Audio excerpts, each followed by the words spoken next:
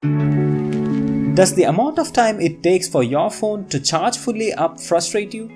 By the way, how do some new smartphones have the capability to fast charge going from 0 to 100% in as less as 15 minutes when your phone takes ages to do so?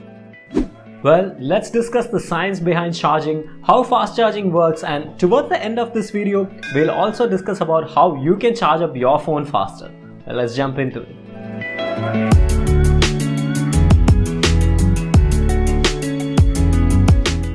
First of all, let's take a science refresher course. Your battery needs to store energy to keep your phone running, and that energy is delivered to the battery by a wall plug point. The amount of energy that a wall plug point can deliver in a given amount of time, say a second or a minute, is called power. So power is energy divided by time, or if we rearrange it, time is energy divided by power. The amount of energy your battery can store is always fixed, so if you increase the power delivered to the battery, you can bring down the time it takes to charge it up. By the way, power is expressed by watts. Say what again? Say what again? I dare you. I double dare you, motherfucker. Say what one more goddamn time. Oh no, it's not that watt, it's W-A-T-T watt.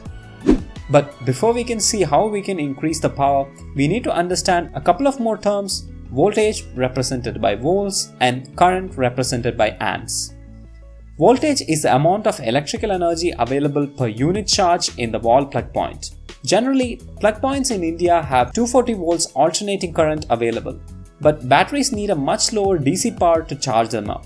So, the charger adapter contains a step-down transformer that reduces the voltage from 240 volts to 5 volts or 9 volts and so on, and also a rectifier that converts the AC to DC. We'll talk more about how each component of a charger works in a separate video. So, that's the voltage. Current, on the other hand, is basically the charge flowing per unit time and is controlled by the wall charger. So power, which is the energy per time, is the product of voltage and current. In other words, volts times amps is equal to watts. The usual charger, like the ones that ship along with the iPhones. Oh, remember the good old days when iPhones used to ship with the charger in the box? Well, the point being, generic chargers that used to ship along with the iPhones have a rated capacity of 5 volts and 1 amp, which makes the power 5 watts. To increase power, we can either increase the voltage or increase the current or increase both. So it is straightforward, right? Use a power adapter with a higher voltage or a higher current or both so that the power output from the charger is higher and your phone will charge faster.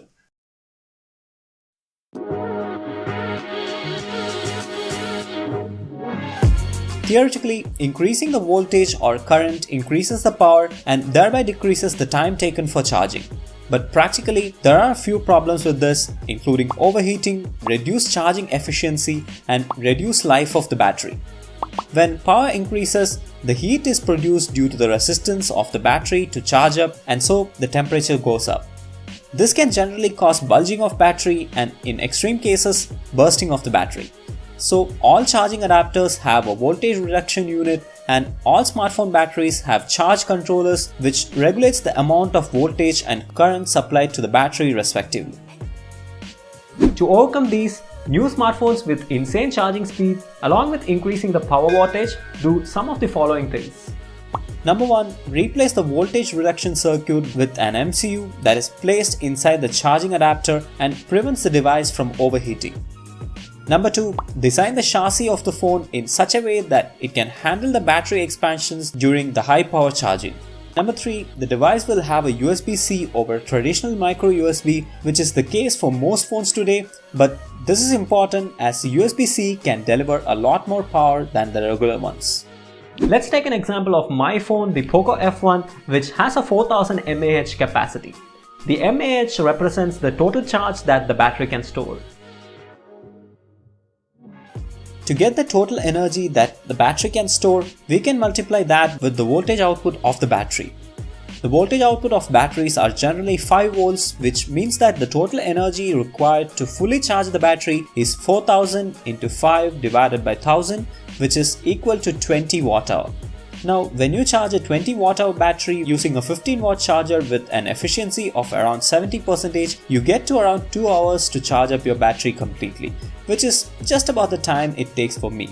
And note that the efficiency depends on a lot of factors like the age of the battery, the power input, the heat generated, and so on. So here's a question. Can you use a power adapter with a higher power output in order to charge up your phone faster? Well, technically the answer is yes, but the difference won't be significant enough. There is a handshake algorithm that runs when you connect your charger to your phone, and the phone only accepts the amount of current that it is designed to receive despite the rated capacity of the charger. So even if you connect a 100 watt charger to your phone, the change in time taken to charge is real but very small.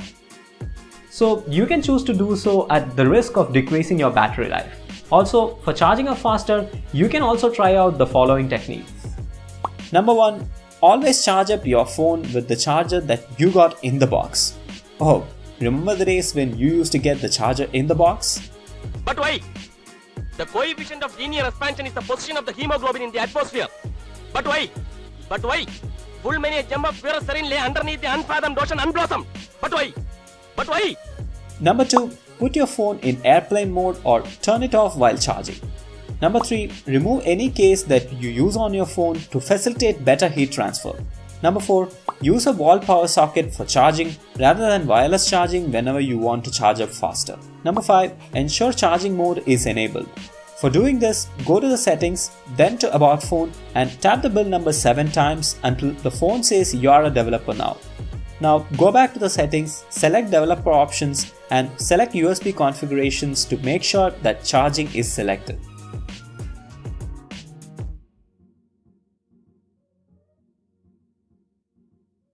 Now, increasing the power output of the charger has its own limitations. So, manufacturers cannot just shove in a 1000 watt charger and expect your phone to charge up instantaneously. So, a clever way of getting around this is to split the batteries into two.